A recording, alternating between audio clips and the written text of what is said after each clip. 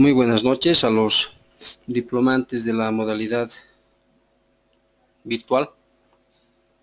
Vamos a proseguir esta sesión con los beneficios penitenciarios. Habíamos mencionado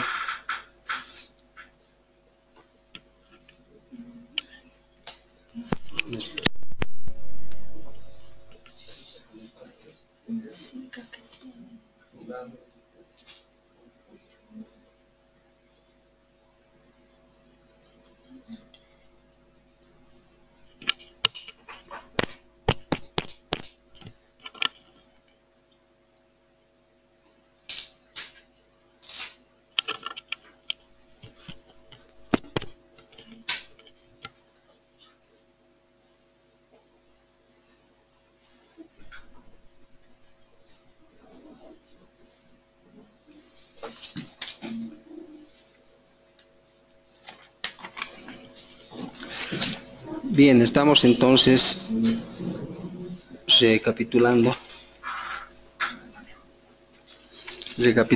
la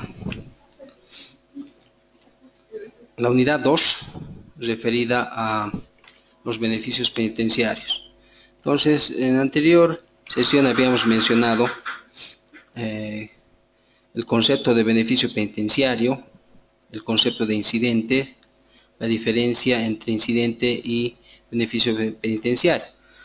En realidad la diferencia está en que el beneficio penitenciario es un mecanismo para mejorar las condiciones de cumplimiento de la condena y el incidente es el beneficio penitenciario planteado ante los juzgados de ejecución penal.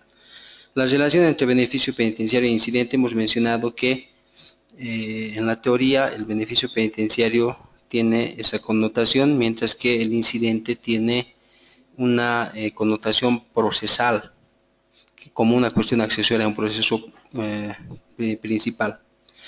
Los beneficios penitenciarios que se plantean antes de la ejecución de la sentencia, habíamos mencionado el perdón judicial, la suspensión condicional de la pena, la ejecución diferida de la pena y beneficios posteriores a la ejecución de la condena. Habíamos mencionado que están en el orden de las salidas ordinarias, extraordinarias y otro tipo de incidentes que vamos a recapitular en esta ocasión. Entonces, para los beneficios antes de la ejecución de la condena, reiteraremos que en el perdón judicial los requisitos son que la pena no sea mayor de 2 años y que se trate de un primer delito. Para la suspensión condicional de la pena, los requisitos se refieren a que la pena impuesta no sea mayor de 3 años y no se trate de un reincidente que ha cometido delito doloso en los últimos 5 años.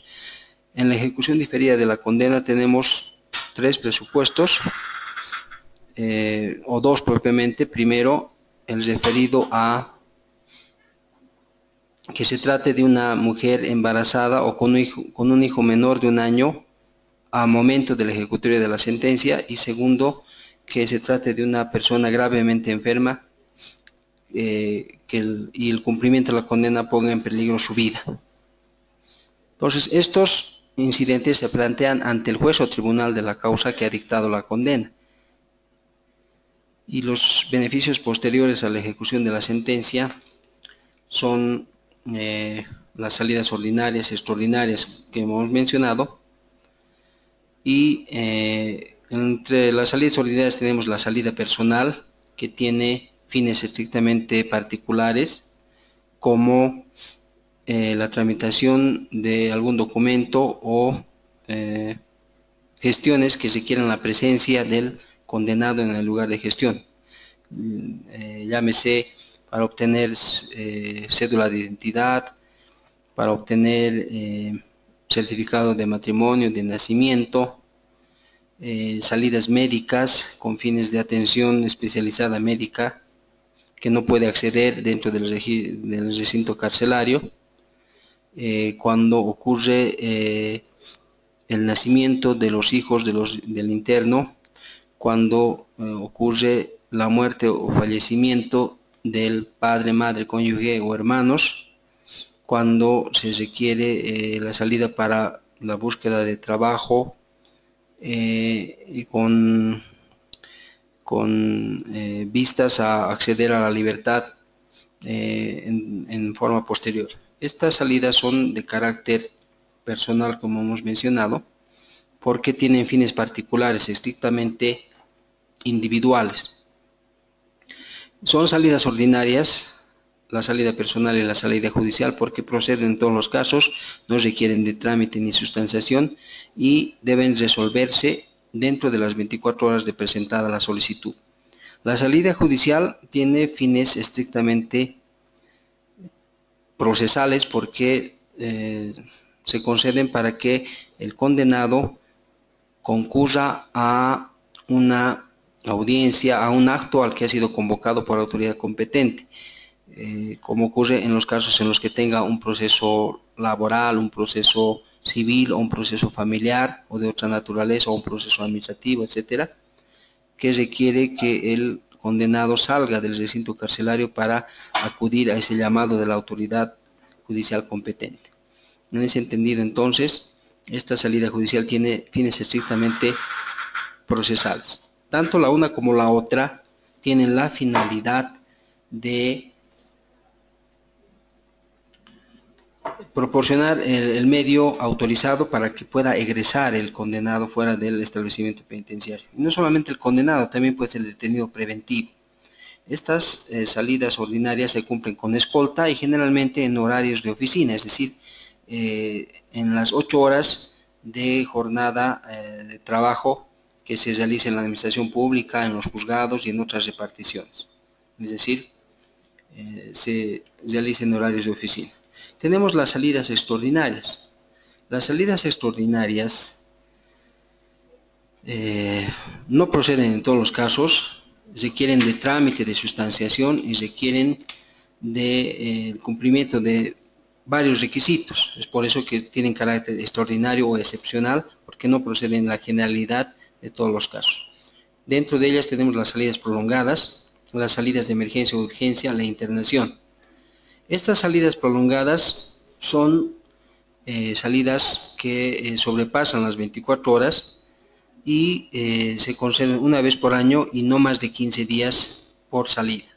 Entonces, estas salidas prolongadas se presentan, se sustancian, se tramitan en los juzgados de ejecución penal y se resuelven en audiencia oral y pública en presencia del penado, de su abogado defensor y del Ministerio Público. Entonces, estas salidas prolongadas tienen esa finalidad de otorgar salida por varios días sin escolta y con una finalidad que puede ser propia del penado, puede ser en particular a un domicilio señalado.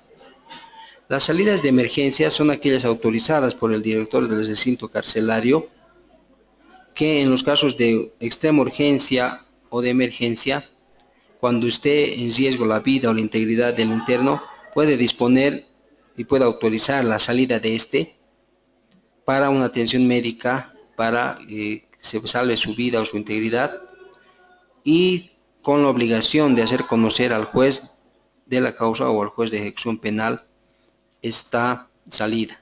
Entonces, la única formalidad que tiene que cumplir el condenado es que haga conocer, es decir, el director del recinto carcelario haga conocer al condenado, a la salida del condenado al juez de la causa o al juez de ejecución penal.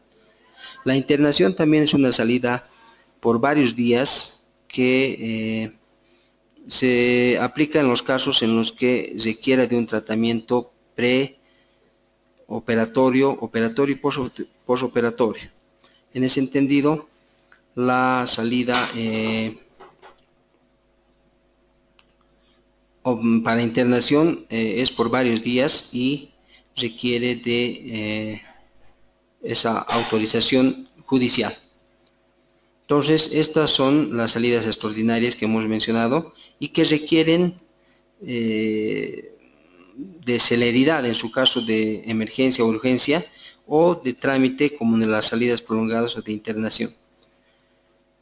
Seguidamente, dentro de esta relación de beneficios penitenciarios que estamos viendo, mencionaremos el traslado de penitenciaría.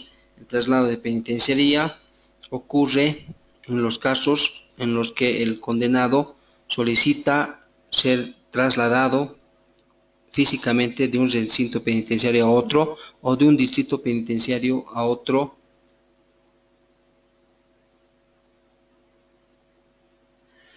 que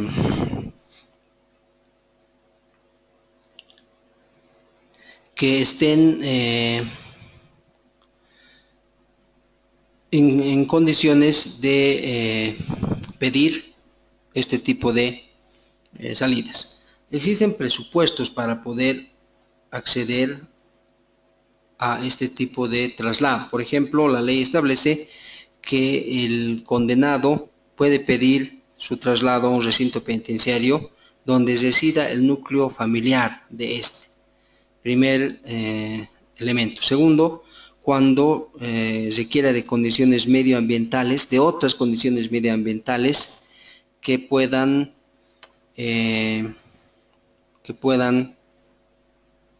mejorar o favorecer su salud. Y tercero, cuando su vida corra real peligro. Entonces, en ese caso es procedente los traslados de penitenciaría.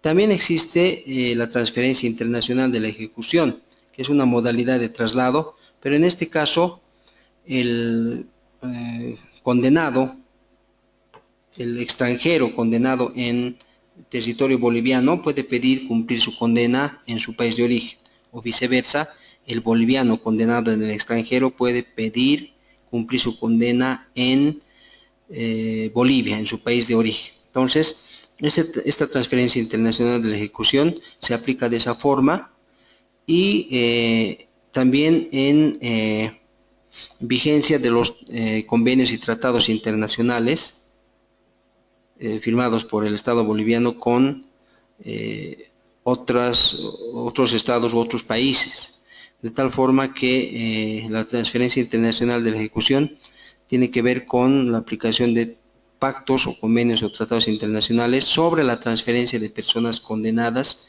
de un país a otro. La diferencia con la extradición es que en la transferencia internacional de ejecución, la situación procesal del condenado es de un proceso concluido con sentencia ejecutoriada, mientras que en la extradición está pendiente un proceso penal al que va a ser sometido el extraditable y que se encuentra en un país diferente al cual o dentro del cual ha cometido delito y por el cual ese país donde ha cometido delito pide que sea remitido a dicho país para ser juzgado y su situación procesal es diferente. Tenemos seguidamente también la redención de pena. La redención de pena es un beneficio que consiste en abreviar o acortar el tiempo de cumplimiento de condena por la realización de actividades de trabajo o estudio y permite liberarse del tiempo que efectivamente debería cumplir para que pueda acceder más fácilmente a otros beneficios o en su caso inclusive pueda cumplir ya la condena con la redención de pena impuesta. Entonces, este beneficio de redención le permite abreviar, acortar el tiempo de condena impuesta a razón de un día de pena por 2 días de trabajo o estudio. Es decir, que se va a liberar de un día de privación de libertad por 2 días de trabajo o estudio realizado dentro del recinto carcelario bajo dependencia de la administración penitenciaria. La redención de pena no es similar, no es igual al indulto, porque en el indulto existe perdón total o parcial de la condena. Entonces, en la redención de condena, que además es un beneficio que se concede en sede judicial, es un juez el que concede este beneficio, no se reduce la condena, sino se aplica el 2 por 1, un día de privación de libertad por 2 días de trabajo o estudio. En el indulto se concede el perdón total o parcial de la pena por autoridad administrativa y la facultad de indultar es del presidente del Estado con aprobación de la Asamblea Legislativa Plurinacional. Entonces, esa es la diferencia con la redención de condena. Además que en el indulto se perdona totalmente la pena y si es parcial se reduce el tiempo. En ese caso sí se reduce el tiempo de condena a razón de 2 años, de 1/3 o de 1/4 de la pena. Tenemos seguidamente el beneficio de extramuro, que es un beneficio de prelibertad, que consiste en la salida del condenado para trabajar o estudiar con la obligación de retornar en la noche. La libertad condicional. La libertad condicional es un beneficio de libertad anticipada, como se puede ver en la pantalla. Es un beneficio de libertad anticipada porque se concede libertad antes de que el condenado haya cumplido la totalidad de la condena impuesta. Y en ese caso, entonces, se accede a una libertad, pero no es una libertad absoluta y estricta, es una libertad supervisada, controlada, condicionada, como su nombre lo indica, y que requiere también del cumplimiento de determinados requisitos como las 2/3 partes de la condena cumplida, que vamos a ver en detalle en el subsiguiente título. Tenemos como otro incidente la libertad definitiva, que consiste en la declaración judicial del cumplimiento de la pena con la consiguiente extinción de la misma por haber cumplido en su totalidad la pena. Recordemos que la condena se puede cumplir bajo diversas modalidades de prelibertad, libertad anticipada o también de detención domiciliaria. En esos casos se cumple la condena pero bajo diversas condiciones y en diferentes circunstancias, pero de todas maneras se cumple la condena. Pues no necesariamente el penado tiene que estar todo el tiempo de la condena impuesta en privación de libertad. Puede acceder a semilibertad o libertad condicional o detención domiciliaria y bajo esos beneficios cumple también su condena. Tenemos la detención domiciliaria. Cabalmente la detención domiciliaria en ejecución de condena es un beneficio que le permite cumplir al condenado su pena, su condena en su domicilio.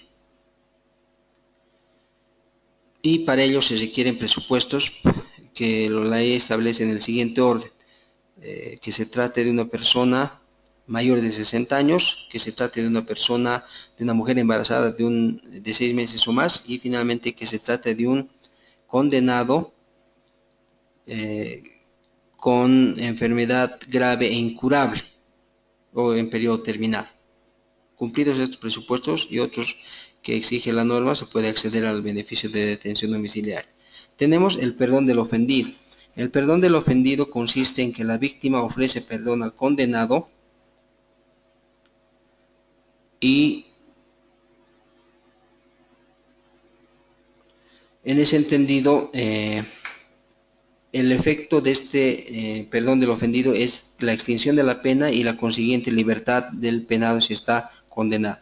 La particularidad es que se aplica para delitos de acción privada, es decir, para la ejecución de condena en delitos de acción privada. Por ejemplo, delito de despojo, delito de abuso de confianza, apropiación indebida y delito de giro de cheque encubierto. En esos casos, que son delitos de acción privada en los cuales no interviene el Ministerio Público y se tramita solamente a instancia de la parte querellante y el querellado, en esos casos, en ejecución de condena por esos delitos, se aplica el perdón del ofendido y tiene ese efecto de extinguir la pena y conceder la libertad al condenado.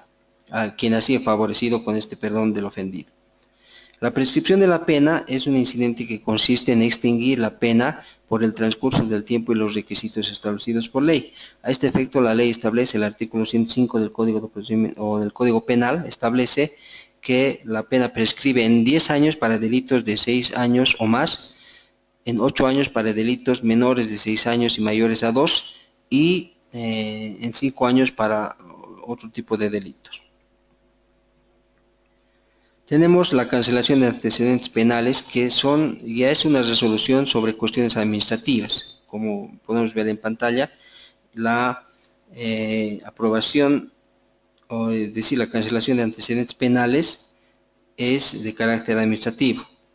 Las personas tienen registrados antecedentes penales cuando cometen delito, y el órgano administrativo del Consejo de la Magistratura que administra estos datos es el Registro Judicial de Antecedentes Penales, denominado REJAP. Entonces, cuando una persona pretende eliminar, borrar o hacer desaparecer sus antecedentes penales, debe cumplir los requisitos establecidos por la ley. ¿Cuáles son esos requisitos? Primero, que transcurran 8 años después de cumplida la condena declarada judicialmente, 8 años después de que se haya cumplido o de que se haya concedido la suspensión condicional de la pena. Entonces, pasados esos plazos, la persona puede pedir cancelación de antecedentes penales al juez de ejecución penal.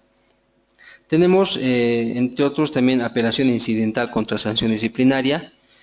Cuando cometen sanciones o cuando cometen faltas disciplinarias los condenados, el director del establecimiento penitenciario puede sancionar disciplinariamente, porque es su atribución, y esa resolución que sanciona disciplinariamente al condenado es recurrible de recurso de apelación ante el juez de ejecución penal, que resuelve esa apelación, determinando si es correcta o no esa sanción disciplinaria. Tenemos como otro acto en el ámbito de cuestiones administrativas la aprobación de recompensa. La recompensa es una salida por 24 horas concedida por el Consejo Penitenciario y que surte efectos previa aprobación del juez de ejecución penal. Entonces, en ese caso debe ser concedida la recompensa, debe ser aprobada por el juez de ejecución penal. Tenemos también la aprobación de nombramiento del delegado procurador. El delegado procurador es una representación externa de los reclusos, que está autorizado a salir en horarios de oficina y volver al recinto carcelario. En ese caso, la designación a propuesta interna de los reclusos, la designación del delegado procurador, está en manos del director del recinto carcelario, quien puede designar delegado procurador dentro de sus atribuciones. Pero para que ese delegado procurador ejerza sus funciones, previamente esa resolución que lo designa debe ser aprobada por el juez de ejecución penal. Tenemos también la aprobación de traslado administrativo de penitenciaría. La Dirección General del Régimen Penitenciario tiene la facultad de trasladar administrativamente a reclusos en los casos en los que su vida corra peligro o que sea un peligro para la vida y seguridad de los otros internos. En esos casos, esa resolución administrativa de traslado debe ser aprobada por el juez de ejecución penal mediante otro tipo de resolución. Y finalmente tenemos en esta relación de beneficios penitenciarios la aprobación de resolución administrativa de indulto parcial o total de la pena. Cuando la autoridad administrativa concede indulto total o parcial, emite una resolución, y esa resolución, para que tenga efectos y para que se conceda libertad, si es perdón total de la pena, o para que se reduzca la pena y se haga un nuevo cómputo de esta, debe ser aprobada por el juez de ejecución penal. Entonces, en ese entendido, mediante un acto judicial se aprueba esa resolución administrativa que concede el indulto parcial o total, perdón, de la pena, o el indulto parcial, que es la reducción de el tiempo de condena en un cuarto, un tercio o 2 años, como hemos mencionado. Dicho eso, entonces, pasamos a analizar los beneficios penitenciarios del extramuro y de la libertad condicional de manera más profunda y detallada. Entonces, a este fin vamos a referir primero el beneficio de prelibertad bajo la modalidad de trabajo extramuro, el punto 4. Entonces, empezaremos por el concepto. ¿Qué es el beneficio de prelibertad bajo la modalidad de extramuro? El beneficio de prelibertad extramuro o semilibertad es una autorización para que el penado salga fuera del establecimiento para realizar actividades de trabajo o estudio fuera del establecimiento penitenciario, con la obligación de retornar al establecimiento o pernoctar o dormir después de concluida la jornada laboral de trabajo o de estudio. La jornada laboral o de estudio son de 8 horas diarias, tal como lo regula la ley. ¿Cuáles son los requisitos? Los requisitos están establecidos en el artículo 169 de la ley 2298, que son los siguientes: estar clasificado en el tercer periodo del sistema progresivo o periodo de prueba, no estar condenado por delito que no permite indulto, haber cumplido al menos la mitad de la condena. Respecto a los delitos que no permiten indulto, tenemos el asesinato, parricidio, traición a la patria y violación agravada con pena de 25 años. Esos son los delitos que no permiten indulto. También está como requisito haber cumplido la mitad de la condena, al menos la mitad, tener asegurada ocupación laboral regular que conste por escrito matrícula de estudio. Esta ocupación laboral debe ser acreditada a través de un contrato de trabajo, que también puede ser verbal, que es válidamente igual reconocido y efectivo, como determina nuestra legislación. Si se trata de actividad de estudio que va a realizar el condenado fuera del establecimiento, se debe acreditar su inscripción en un instituto, en un órgano de instrucción o algún tipo de estudio que realice a través de la matriculación y las materias que lleva, horarios, etc. También está como requisito no haber sido sancionado por faltas graves o muy graves en el último año. Este requisito se demuestra a través del certificado de permanencia y conducta, que es una acreditación que emite el director del recinto carcelario, que establece el tiempo en el cual ha ingresado el interno, cuándo ha salido, cuándo ha vuelto a reingresar y cuánto ha sido el tiempo que ha permanecido dentro del recinto carcelario o permanece a una fecha determinada. Y también las faltas, con referencia a la conducta, las faltas que haya incurrido y que haya sido sancionado por estas faltas el condenado. Todo eso se hace constar en un certificado emitido por el director del recinto carcelario, que se denomina certificado de permanencia y conducta. Tenemos también como otro requisito no estar condenado por delito de violación a menor de edad, es decir, aquellos casos en que la víctima sea menor de 18 años, no estar condenado por delito de terrorismo, no estar condenado por delito con pena privativa de libertad superior a 15 años en delitos de ley 1008, del régimen de la coca y sustancias controladas. Y finalmente ofrecer 2 garantes de presentación.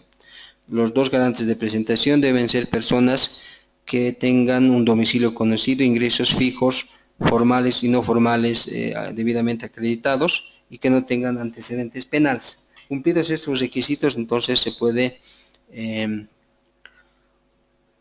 ofrecer como garantes personales o de presentación a esas 2 personas. Concesión.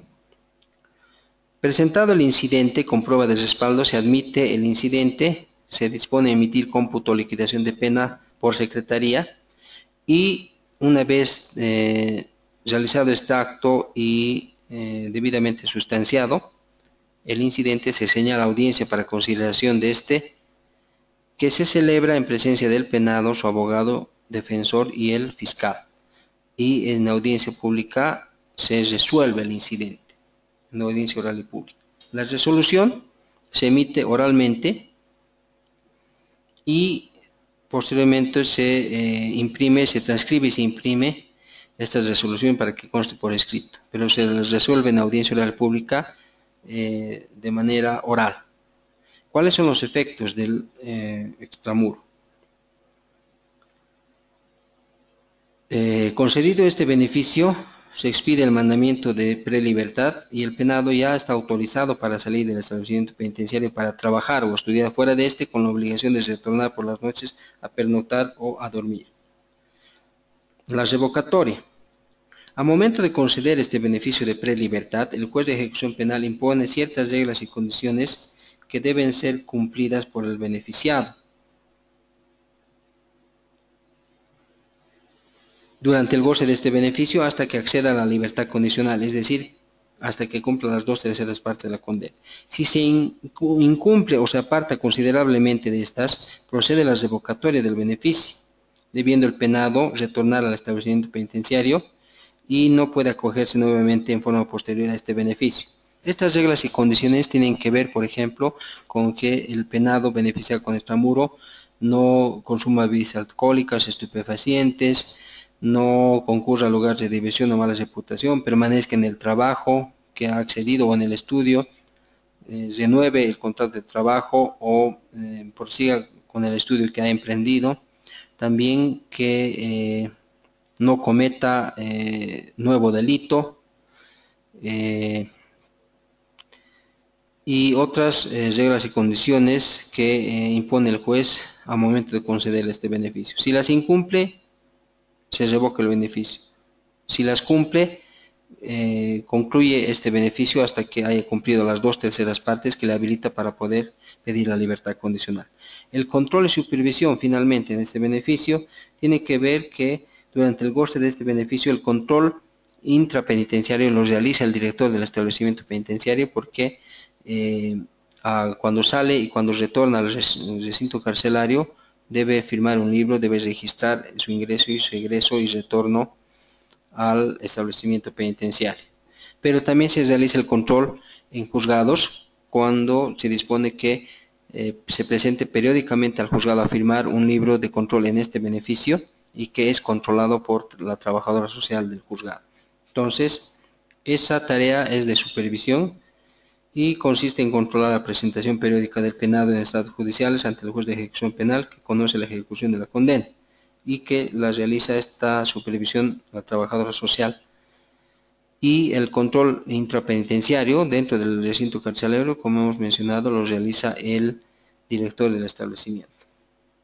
Entonces, esto en cuanto a el beneficio de prelibertad bajo la modalidad de extramuro. Seguimos con la libertad condicional. La libertad condicional hemos mencionado que es un beneficio de libertad anticipada, a través del cual el condenado puede acceder a la libertad antes de haber cumplido la totalidad de la condena. Vamos a mencionar, conforme el sumario en pantalla, los antecedentes históricos. La libertad condicional fue conocida con el nombre de libertad bajo palabra, libertad de honor, libertad de prueba también, y es un puente que une la vida en la penitenciaría con la vida en libertad. Los sistemas de tratamiento de la libertad condicional son dos, el sistema americano y el sistema europeo. El sistema americano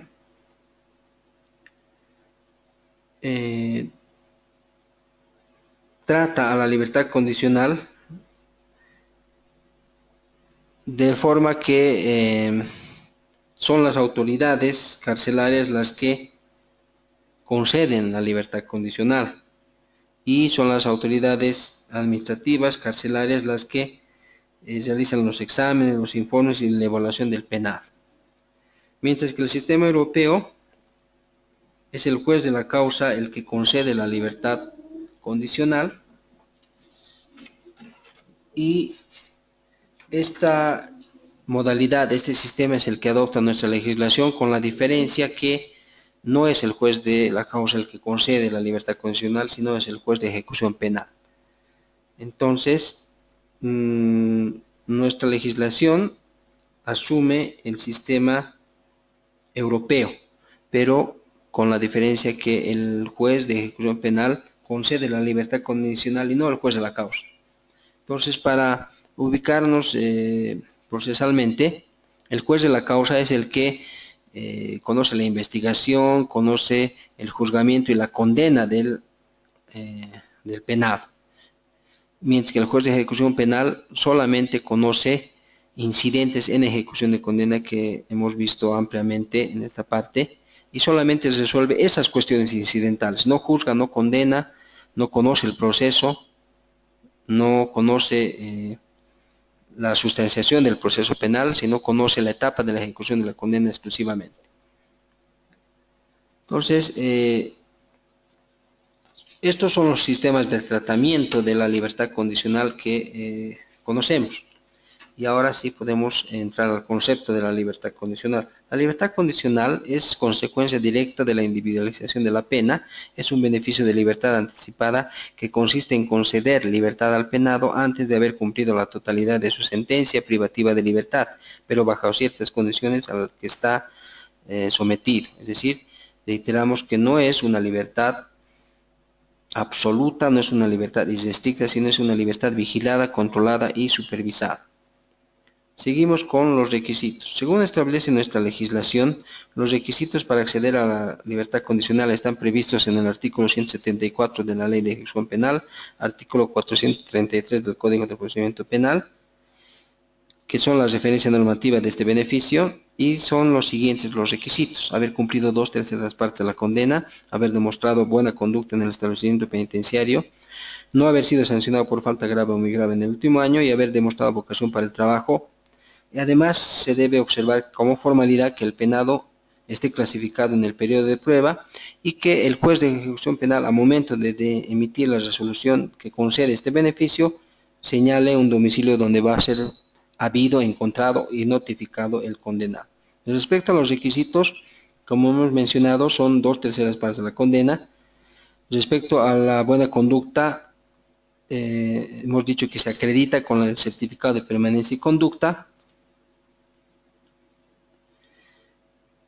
Y respecto a la vocación para el trabajo, también es extensible a la vocación para el estudio, porque hay internos que no estudian, pero trabajan, o que trabajan, pero no estudian. Entonces, cualquiera de las dos actividades, trabajo o estudio, son, y que sean debidamente demostradas, son el cumplimiento de este requisito de la vocación para el trabajo o el estudio. La clasificación en el cuarto periodo de prueba, es decir, en el cuarto periodo del sistema progresivo de libertad condicional. En este caso, entonces, estamos hablando de el cuarto periodo del sistema progresivo, que cabalmente tiene el nombre de periodo de libertad condicional. La concesión. Existen unos supuestos especiales para la libertad condicional, es decir, que tiene que haber, al momento de clasificarlo, una valoración de la calidad y de el merecimiento que es pertinente por parte del condenado para acceder a este beneficio. Entonces, presentado el incidente con prueba de respaldo, se dispone a emitir cómputo o liquidación de pena por secretaría, sustanciado debidamente, completadas las pruebas, presentadas todas las pruebas, se señala audiencia para consideración del incidente, en la que se celebra en presencia del penado, su abogado defensor y el fiscal. ¿Cuáles son los supuestos especiales de libertad condicional? Para conceder este beneficio de libertad anticipada, el juez de ejecución penal debe considerar los siguientes aspectos para tener la convicción de estos: que el penado esté corregido o que se presuma que lo está a través de los estudios criminológicos, que no cometa delitos durante la vigencia de la libertad condicional, que haya cumplido parte de la pena con un buen comportamiento y que se someta a la vigilancia de la autoridad. Todos estos aspectos han de ser tomados en cuenta para resolver, pero también deben ser tomados en cuenta para clasificar al condenado en este cuarto periodo del sistema progresivo, que es una formalidad que hemos mencionado que es inherente a este beneficio. La resolución.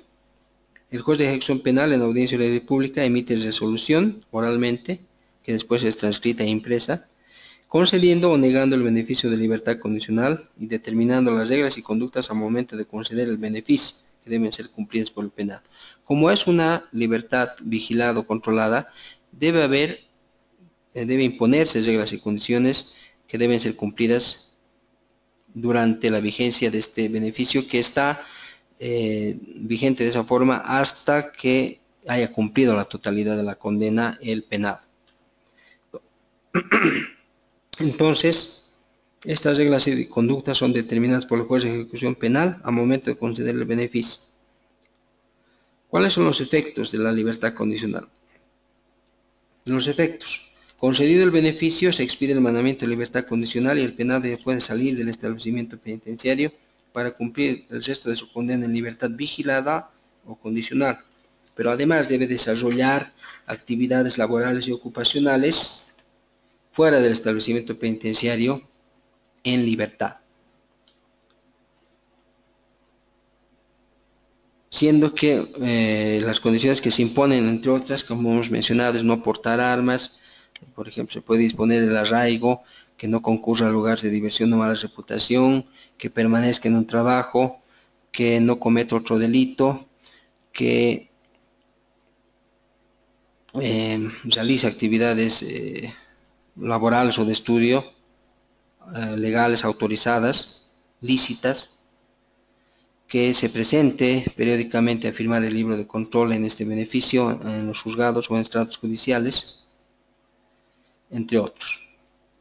La revocatoria. Al momento de conceder este beneficio de libertad anticipada, el juez de ejecución penal impone ciertas reglas y condiciones que deben ser cumplidas por el beneficiado durante el goce de este beneficio, hasta que acceda a la libertad definitiva.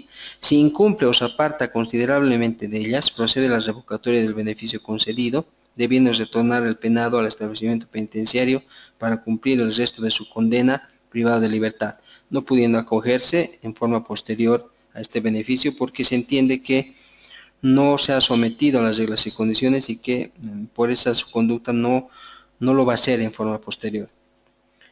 Finalmente, el control postpenitenciario y de supervisión.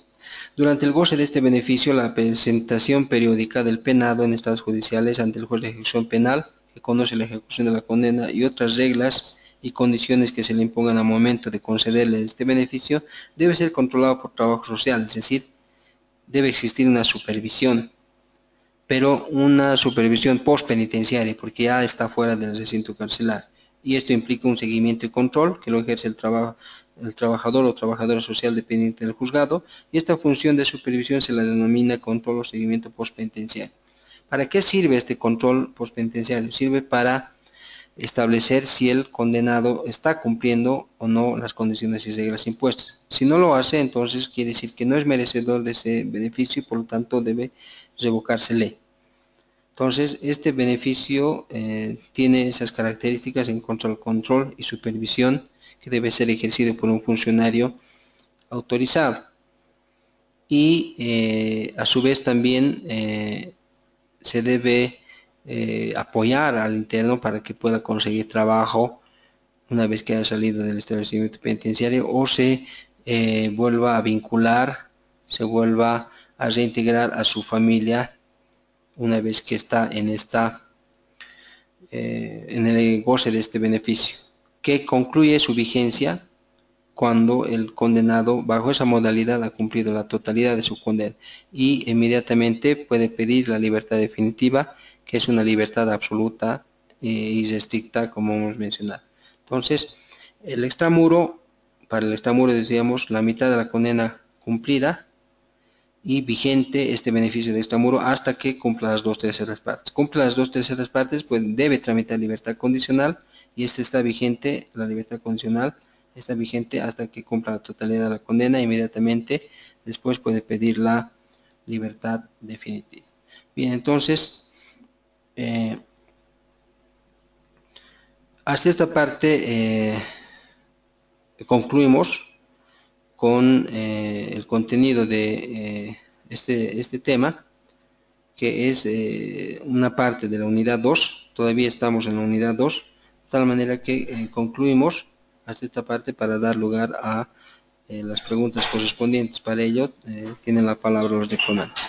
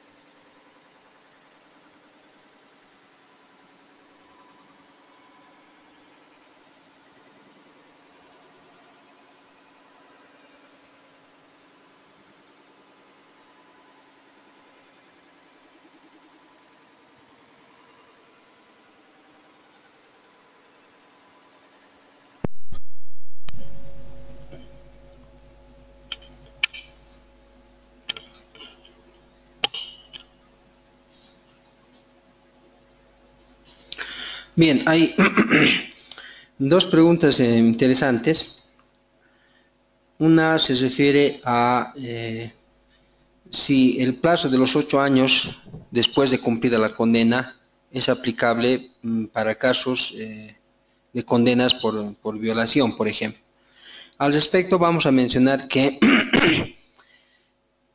una vez cumplida la condena, su cumplimiento, su extinción debe ser declarada judicialmente. Caso contrario, no existe el inicio del cómputo del plazo de los 8 años para pedir cancelación de antecedentes penales. ¿Esto qué significa? Que no solamente, es decir, el cumplimiento de la condena no solamente opera por el mero transcurso del tiempo, sino tiene que haber una declaración judicial. Un juez de ejecución penal tiene que declarar cumplida la condena y por lo tanto extinguida para que a partir de esa fecha se compute los 8 años que exige la ley para pedir cancelación de antecedentes penales.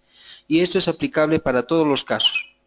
Es decir, si se trata de un delito, por ejemplo, de asesinato con una condena de 30 años sin derecho a indulto, una vez que el condenado ha cumplido los 30 años de la condena, ese cumplimiento tiene que ser declarado judicialmente y a partir de eso recién se toma en cuenta los 8 años, se computan los 8 años de condena. Lo mismo si se trata de un delito de violación, que puede tener una condena máxima de 25 años sin derecho a indulto.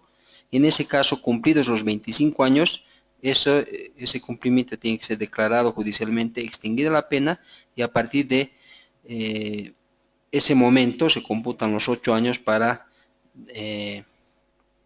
pedir la cancelación de antecedentes penales. Entonces, estamos hablando de el cómputo de los 8 años a partir de la declaratoria judicial del cumplimiento de la condena. Porque si cumple su condena y no se declara judicialmente, no hay lugar a iniciar el cómputo de los 8 años que establece la ley para pedir cancelación de antecedentes penales. Otra pregunta se refiere a que evidentemente si se trata de un caso de violación o de personas peligrosas, pedófilos, etcétera, o que son reincidentes en la comisión de delitos contra la libertad sexual, es evidente, existen muchos condenados que tienen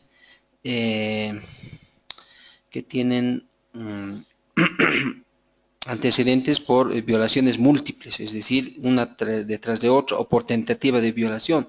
En esos casos, por ejemplo, el término de los 8 años se aplica, pero una vez que sea declarada cumplida su condena. Entonces, para estos tipos de delitos, generalmente las penas son de larga duración, es decir, exceden los 10 años hasta los 25. Entonces, en esos casos, para pedir cancelación de antecedentes penales, en todos sus casos, no le va a quedar el tiempo de toda su vida para poder pedir la cancelación de estos antecedentes. Entonces, para esos casos se aplica este plazo de los 8 años, pero previa declaración judicial del juez de ejecución penal del cumplimiento de la condena. Si no existe esa declaración judicial, no se abre el cómputo, no se inicia el cómputo de los 8 años que exige la ley para la cancelación de antecedentes penales. Seguimos con el espacio abierto para que puedan realizar sus preguntas.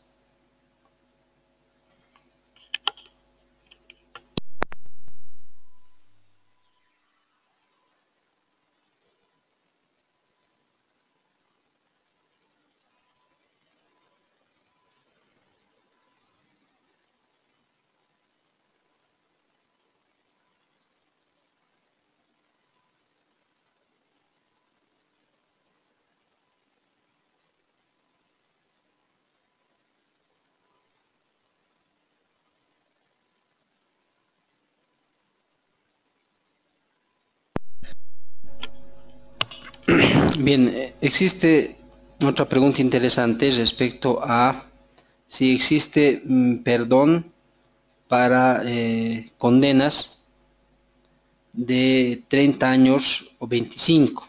Estas condenas son de larga duración. Entonces, en ese entendido, cuando nosotros hablamos de indulto, que es un perdón total o parcial de la pena, Este perdón no es indiscriminado para todo tipo de delitos. Por ejemplo, el indulto total, que es el perdón total de la pena, o el indulto parcial, que es la reducción de la pena de un tercio, un cuarto o 2 años, no es aplicable para todos los delitos, es decir, no procede para delitos de violación, parricidio, asesinato, traición a la patria, delitos, eh, delitos económicos con afectación al Estado o delitos de corrupción pública o otro tipo de delitos contra menores, por ejemplo. Entonces, en esos casos no existe el indulto ni total ni parcial para ese tipo de delitos. Asimismo, también se menciona si cuando salen deben pagar económicamente al Estado por haberlos tenido retenidos. En ese caso, solamente existe una acción recriminatoria por parte del afectado cuando se le ha iniciado un proceso penal y en sentencia se lo absuelve, se lo declara inocente. En esos casos, entonces, el afectado, el querellado, el imputado, tiene la acción recriminatoria en contra de la persona que lo ha calumniado y le ha iniciado un proceso penal en el cual ha salido absuelto. Y cuando existe, por ejemplo, cuando existe eh, detención indebida, cuando existe eh, una detención preventiva más allá de los límites establecidos por la ley, que sobrepasan inclusive el mínimo legal de la pena prevista para un determinado delito, pues en esos casos la persona puede iniciar alguna acción para pedir un resarcimiento contra el órgano que ha ejercido la acción penal y que ha incumplido los plazos que establece la norma. Es decir, puede iniciar una acción contra el fiscal, que es el que se encarga de ejercer la acción penal. Y en esos casos hay que identificar si ha habido realmente incumplimiento de los plazos o en el caso concreto ha habido alguna retención más allá de los límites establecidos por ley, venciendo los plazos previstos en el Código de Procedimiento Penal, es decir, 3 años como de duración máxima del proceso o 6 meses de la etapa preparatoria del juicio. En esos casos, si la privación de libertad sobrepasa los límites del mínimo legal de la pena impuesta o de la pena que se prevé para ese delito, entonces existen mecanismos como las acciones constitucionales o acciones de defensa constitucionales para restablecer esos derechos.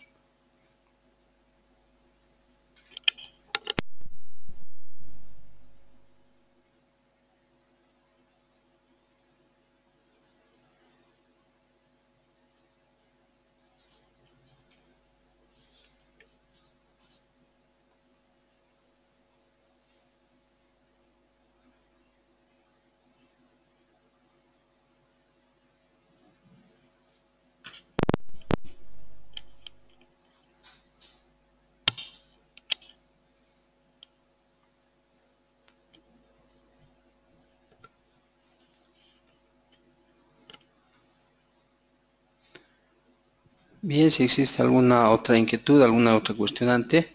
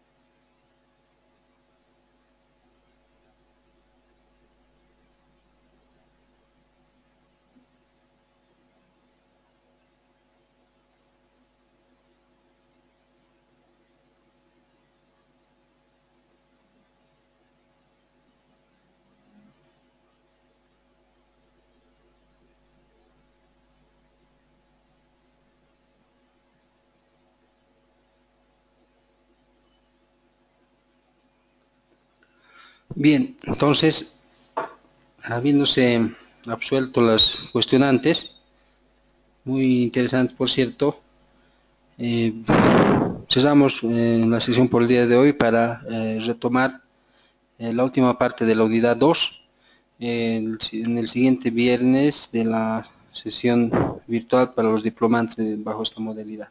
Muchas gracias.